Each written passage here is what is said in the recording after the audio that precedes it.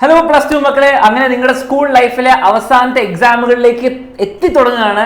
Model exam വരെയാണ്, 2 ആഴ്ചയുള്ളൂ. എന്താ plan ആലോചിച്ചിരിക്കുന്നവർക്ക് വേണ്ടി ഫുൾ പ്ലാനായിട്ട് വന്നിട്ടുണ്ട്. കേട്ടിരുന്നോ, വളരെ ഇമ്പോർട്ടൻ്റ് ആണ് മക്കളെ. അടുത്ത 7 ദിവസത്തിന്റെ പ്ലാനാണ് നമ്മൾ തരാൻ പോകുന്നത്. അപ്പൊ നിങ്ങൾ ആലോചിക്കുന്നുണ്ടാവും, സാർ 15 ദിവസം കഴിഞ്ഞില്ലേ, 2 ആഴ്ച കഴിഞ്ഞില്ലേ മോഡൽ എക്സാം, അപ്പൊ 7 ദിവസത്തിന്റെ പ്ലാൻ കിട്ടിയിട്ട് എന്താ കാര്യം?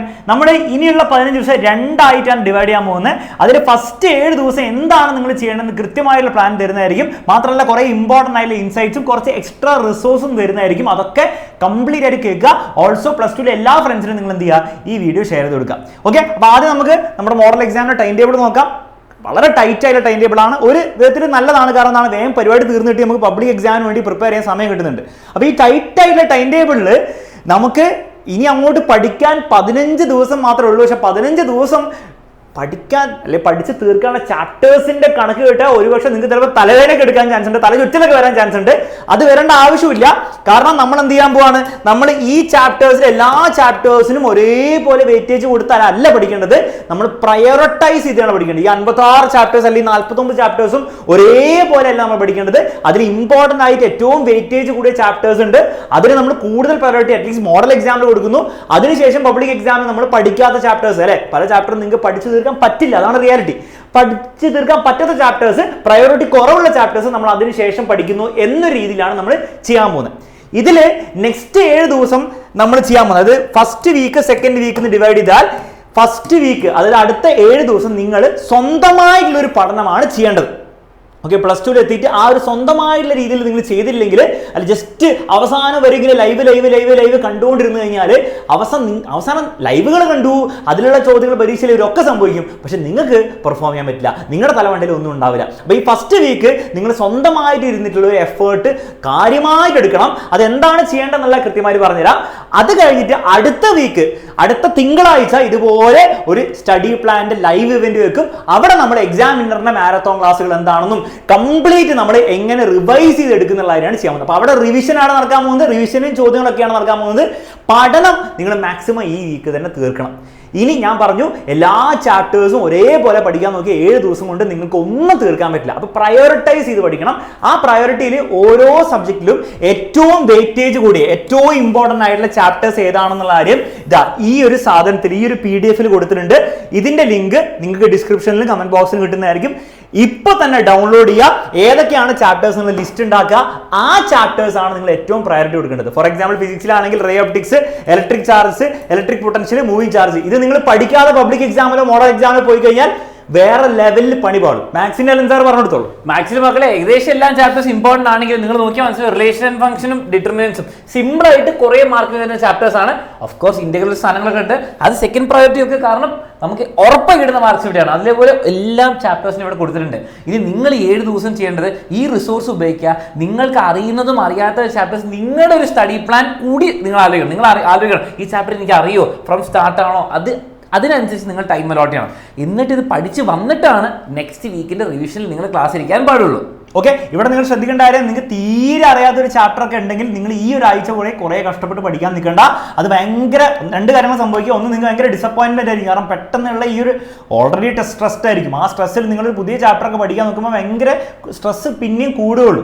അതേസമയം നിങ്ങൾ മനസ്സിലാക്കേണ്ട കാര്യം വെച്ചാൽ, നിങ്ങൾ അങ്ങനെ പഠിക്കാൻ പോയി കഴിഞ്ഞാൽ പുതിയ ചാപ്റ്റർ കാണാൻ ചിലപ്പോൾ 2, 3, 4 ദിവസമൊക്കെ ചിലപ്പോൾ അത് പോവാം ഒരൊറ്റ ചാപ്റ്ററിന് മുകളിൽ. അപ്പോഴത്തേക്ക് നിങ്ങൾ നോക്കുമ്പോൾ 7 ദിവസം കഴിഞ്ഞിട്ടാണ് നിങ്ങളൊന്നും പഠിച്ചിട്ടുണ്ടാവില്ല. അപ്പോൾ അതിനേക്കാളും നല്ലത് നിങ്ങൾക്ക് ഒന്നെങ്കിൽ ഓൾറെഡി നിങ്ങൾ പഠിച്ച് ഫെമിലിയർ ആയിട്ടുള്ള ഒരു ചാപ്റ്റർ, അല്ലെങ്കിൽ കുറച്ചെങ്കിലും ഒരു ധാരണയുള്ള, അല്ലെങ്കിൽ കുറച്ചെങ്കിലും ഈസി ആയിട്ടുള്ള ഒരു ചാപ്റ്റേഴ്സ്, അത് മാക്സിമം പ്രയോറിറ്റൈസ് ചെയ്ത് മാക്സിമം ചാപ്റ്റേഴ്സ് ഈ ഒരു 7 ദിവസത്തിൽ തീർക്കാനാണ് നോക്കേണ്ടത്. അല്ലാണ്ട് ടഫ് ചാപ്റ്റർ സെലക്ട് ചെയ്ത് അത് ഞാൻ ഈ 7 ദിവസം അല്ലെങ്കിൽ 4 ദിവസം പഠിക്കുന്നു ചെയ്ത് കഴിഞ്ഞാൽ നിങ്ങൾ ഈ 7 ദിവസം കഴിയുമ്പോൾ കൂടുതൽ സ്ട്രെസ്ഡ് ആവുള്ളൂ. ഓക്കെ, അപ്പൊ സ്ട്രെസ് നാച്ചുറൽ ആണ്, അത് കുറച്ചൊക്കെ ഉള്ളത് നല്ലതുമാണ്. അതൊക്കെ ഉള്ളതുകൊണ്ടാണ് നിങ്ങൾ ഈ വീഡിയോ കാണുന്നതും നിങ്ങൾ പഠിക്കാൻ വേണ്ടി തീരുമാനമൊക്കെ എടുക്കുന്നതും.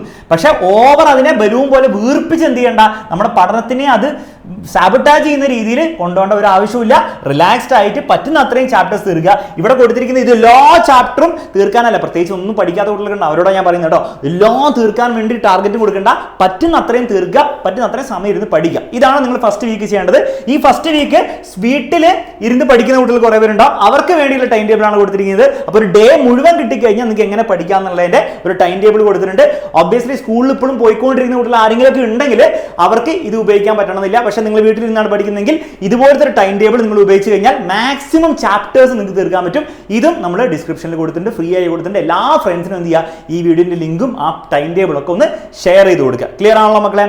ഓക്കെ, ഇനി അവസാനം ഇത് ഇമ്പോർട്ടൻ്റ് ആയിട്ടുള്ള കുറച്ച് അനൗൺസ്മെന്റ്സ് ഉണ്ട്. പ്രത്യേകിച്ച് നമ്മുടെ എക്സാമിനറിന്റെ ഉയരെ ബാച്ചും അതുപോലെ നമ്മുടെ റിവിഷൻ ബാച്ചിൽ ജോയിൻ ചെയ്ത കുട്ടികൾക്കാണ്. ഉയരെ ബാച്ചിന്റെ എല്ലാ കാര്യങ്ങളും നമ്മൾ അടിച്ചു പിടിച്ച് തീർത്ത് എല്ലാ ക്ലാസ്സുകളും എടുത്ത് തീർക്കുക മാത്രമല്ല അതിന്റെ എല്ലാ എക്സ്ട്രാ പ്രീവിയസ് ഇയർ ക്വസ്റ്റൻസ് ആയിക്കോട്ടെ, വർക്ക്ഷീറ്റ് ആയിക്കോട്ടെ, സെലക്ടഡ് NCERT ആയിക്കോട്ടെ, എല്ലാ കാര്യങ്ങളും ആപ്പിൽ ഓൾറെഡി കിട്ടുന്നുണ്ട്. അത് കുട്ടികളെല്ലാവരും ഉപയോഗിക്കുന്നുണ്ട്. ആരെങ്കിലും ഉപയോഗിക്കുന്നില്ലെങ്കിൽ അതൊക്കെ ഉപയോഗിച്ച് പഠിക്കുക എന്ന കാര്യം ഓർമ്മിപ്പിക്കുന്നു. ഏതെങ്കിലും ക്ലാസ് നിങ്ങൾ മിസ്സായിട്ടുണ്ട്, അതിന്റെ ഒക്കെ ലൈവ് ക്ലാസ് അവിടെ കിടപ്പുണ്ട്. അത് ഏതെങ്കിലും വേണമെങ്കിൽ നിങ്ങൾ എടുത്ത് കാണാം. ഓൾറെഡി പഠിച്ചതാണെങ്കിൽ പഠിച്ചില്ലാതാണെങ്കിൽ. ക്രാഷ് ബാച്ചിൽ ജോയിൻ ചെയ്ത കുട്ടികൾക്ക് നിങ്ങൾക്ക് സ്പെഷ്യൽ ആയിട്ടുള്ള മോഡൽ എക്സാം എന്ന് പറഞ്ഞിട്ടുണ്ടായിരുന്നു. We are starting on February 5th നിങ്ങളുടെ ആക്ച്വൽ മോഡൽ എക്സാമിന് മുമ്പ്. അപ്പോൾ ഓൾറെഡി ക്രാഷ് ബാച്ചിലെ അറ്റ്ലീസ്റ്റ് ഒരു 75% സിലബസ് നിങ്ങൾ തീർത്തവരാണെങ്കിൽ ഈ മോഡൽ എക്സാം തീർച്ചയായിട്ടും അറ്റൻഡ് ചെയ്യുക. അത് വളരെയധികം യൂസ്ഫുൾ ആയിരിക്കും. ഇതിലെ മാർക്കൊന്നും നിങ്ങൾ നോക്കണ്ട, നിങ്ങൾ അറ്റൻഡ് ചെയ്യുക. അതിന്റെ ഒരു പാറ്റേണിന്റെ ഒരു ഫീലിംഗ് കിട്ടുക, ആ പബ്ലിക് എക്സാമിന്റെ ഒരു ഫീലിംഗ് ഉണ്ടാക്കിയെടുക്കാൻ വേണ്ടിയിട്ടാണ് നമ്മളത് ചെയ്യുന്നത്. ഓക്കെ, അപ്പോൾ അത് മോഡൽ എക്സാമിന്റെ നമ്മുടെ ഒഫീഷ്യൽ മോഡൽ എക്സാമിന് മുൻപ് തന്നെ നിങ്ങൾക്ക് ഒരു വേർഷൻ കിട്ടുന്നതായിരിക്കും. February 5, 7, 8, 10 ആയിട്ടായിരിക്കും ഓരോ സബ്ജക്റ്റ് നടക്കാൻ പോകുന്നത്. പബ്ലിക് എക്സാമിന്റെ അതേ പാറ്റേണിലാണ് നടക്കുക. അപ്പോൾ മിസ്സാക്കാതിരിക്കാൻ വേണ്ടിയിട്ട് ഒന്ന് നോക്കാം മക്കളെ. എന്ത് വെച്ചാൽ നിങ്ങളിപ്പോൾ ഈ ദിവസം ആ പേപ്പർ എഴുതിയ ക്വസ്റ്റ്യൻ പേപ്പർ എടുത്ത് വെക്കുക. നിങ്ങൾ പഠിച്ച് കഴിയുമ്പോഴൊന്ന് അനലൈസ് ചെയ്യുക. എനിക്ക് ഈ പേപ്പർ കിട്ടിയാൽ എത്ര കഷ്ടമായിരിക്കും, എത്ര അടിപൊളിയായിട്ട് ചെയ്യാൻ പറ്റുന്നുള്ളൊരു ഐഡിയ ഉണ്ടാവണം. എന്നാൽ നിങ്ങൾക്ക് അടുത്ത ആഴ്ച ശരിക്കത്തെ എക്സാം, 2 ആഴ്ച ശരിക്കത്തെ എക്സാം, മോഡൽ എക്സാം ഉണ്ടല്ലോ. അപ്പോൾ നിങ്ങൾക്ക് കുറച്ചുകൂടി ഐഡിയ ഉണ്ട്, ഏതൊക്കെ സ്കിപ്പ് ഏതൊക്കെ ചെയ്യുന്ന ഐഡിയ കിട്ടും. അതൊക്കെ എന്തിനെ ഹെൽപ്പ് ചെയ്യാം മക്കളെ, നിങ്ങളുടെ ഫൈനൽ പബ്ലിക് എക്സാമിന്. ഓക്കെ, അപ്പോൾ ഒരു സീരിയസ് ലെവലിൽ തന്നെ നിങ്ങൾ അത് എടുക്കുക. ആരെങ്കിലും ബാച്ചിൽ ഇനി ജോയിൻ ചെയ്യാൻ ആഗ്രഹപ്പെടുന്നുണ്ടെങ്കിൽ തീർച്ചയായും ബാച്ചിൽ ജോയിൻ ചെയ്യുന്നുണ്ടെങ്കിൽ പ്ലാൻ ഉണ്ടെങ്കിൽ എത്രയും പെട്ടെന്ന് തന്നെ ജോയിൻ ചെയ്യാം. എത്രത്തോളം നിങ്ങൾ ലേറ്റ് ആക്കുന്നു, മോഡൽ എക്സാം കഴിഞ്ഞിട്ടൊക്കെ പലരും കഴിഞ്ഞ വർഷം ജോയിൻ ചെയ്തിട്ടുണ്ടായിരുന്നു, അത്രത്തോളം ലേറ്റ് ആക്കാതിരിക്കാൻ വേണ്ടി നോക്കുക. കാരണം നിങ്ങൾ ഫീസ് അടക്കേണ്ടി വരും. ഫീസ് അടയ്ക്കുന്ന നല്ലതാണ്, എക്സാമിനർ നല്ലതാണ്, എനിക്ക് നല്ലതാണ്, കഞ്ഞി കുടിക്കാൻ കൊള്ളാം. പക്ഷേ നിങ്ങൾക്ക് അതിന്റെ മാക്സിമം ബെനിഫിറ്റ് ഉണ്ടാവണമെങ്കിൽ നിങ്ങൾ ജോയിൻ ചെയ്യുന്നുണ്ടെങ്കിൽ നേരത്തെ തന്നെ ജോയിൻ ചെയ്യാൻ ശ്രമിക്കുക.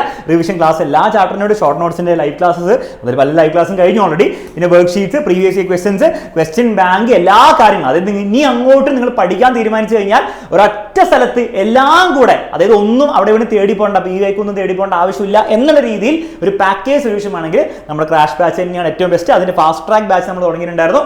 എത്രയും പെട്ടെന്ന് അതിൽ തന്നെ അഡ്മിഷൻ എടുക്കുക ആഗ്രഹം ഉണ്ടെങ്കിൽ. നീറ്റിനും ജെയ്ക്കും സെപ്പറേറ്റ് ക്രാഷ് കോഴ്സിൽ അഡ്മിഷൻസ് ഓൾറെഡി നമ്മൾ സ്റ്റാർട്ട് ചെയ്തിട്ടുണ്ട്. ക്ലാസ്സുകൾ ഓൾറെഡി ഒരു സെറ്റിന്റെ തുടങ്ങിയിട്ടുണ്ട്. ഇത് കഴിഞ്ഞിട്ട് പബ്ലിക് എക്സാം കഴിഞ്ഞ് നമ്മൾ ഒന്നും കൂടി സ്റ്റാർട്ട് ചെയ്യുന്നതായിരിക്കും. ആ ഒരു ബാച്ചുകളിലേക്കൊക്കെ നേരത്തെ അഡ്മിഷൻ വേണമെങ്കിൽ എത്രയും പെട്ടെന്ന് തന്നെ എടുത്തു വെക്കുക. അതും എൻട്രൻസിന് പ്രിപ്പയർ ചെയ്യുന്നവർക്ക് വളരെയധികം യൂസ്ഫുൾ ആവുന്ന രീതിയിലാണ് നമ്മൾ പ്ലാൻ ചെയ്തിരിക്കുന്നത്. എല്ലാ ഡീറ്റെയിൽസും താഴെ കൊടുത്തിട്ടുണ്ട്, ആവശ്യമുള്ളവർക്ക് ജോയിൻ ചെയ്യാം. പിന്നെ അവസാനം ഒരു ഡൗട്ട് നിങ്ങളുടെ മനസ്സിലുണ്ടാവുക, സാർ ഇനി പഠിച്ചാൽ ഫുൾ മാർക്ക് കിട്ടുമോ, 90% കിട്ടുമോ, A+ കിട്ടുമോ എന്നായിരിക്കും. മക്കളെ, ഈ ഒരു ലിസ്റ്റിൽ 520 കഴിഞ്ഞ വർഷം വാങ്ങിയ കുട്ടികളുടെ ലിസ്റ്റാണ്. ഈ ലിസ്റ്റിൽ പല കുട്ടികളും ഇതുപോലെ അവസാനം 1 മാസം, അവസാനം 1.5 മാസം, അവസാനം 20 ദിവസം ഒക്കെ പഠിച്ചു വന്നവരാണ്. പക്ഷെ അവരുടെ ഒക്കെ പ്രത്യേകത, അവരാരും സ്ട്രെസ്ഡ് ഒക്കെ ആയിരുന്നു. പലരുടെയും ഇന്റർവ്യൂ ഒന്നും കണ്ടിരുന്നു, അവരൊക്കെ സ്ട്രെസ്ഡ് ആയിരുന്നു, പേടിയൊക്കെ ഉണ്ടായിരുന്നു. പക്ഷെ അവർ ക്വാളിറ്റിയാണ് എല്ലാവർക്കും ഉണ്ടായിരുന്നത്. അവരാരും ഗിവ് അപ്പ് ചെയ്തിട്ടില്ല. അവരാരും അയ്യോ എന്നെ കൊണ്ട് പറ്റില്ല, അയ്യോ ഇതൊന്നും എന്നെ കൊണ്ട് നടക്കില്ല, അയ്യോ A+ കിട്ടില്ല, അയ്യോ പരിപാടിയില്ല. അവരെ കൊണ്ട് പറ്റുന്ന മാക്സിമം അവിടെ ചെയ്തു. ഓക്കെ, അവിടെ കുറെ ചിന്തയില്ല, അത് നടക്കുമോ, ഇത് നടക്കുമോ, ഇത് ശരിയാവോ, അത് ശരിയാവോ, ഇത് ടഫല്ലേ, മറ്റല്ലേ, ഈ മാത്സ്, ഒരു ചിന്തയൊന്നും കുറെ ഇല്ലാതെ, ഭയങ്കര ബുദ്ധിയൊന്നും ഇല്ലാത്തവരാണ് ആക്ച്വലി. ഞാൻ കളിയാക്കി പറയില്ല, പക്ഷെ ഓവർ ബുദ്ധിയുള്ളവർക്ക് ഓവർ ചിന്തിക്കാൻ പോകും അല്ലേ.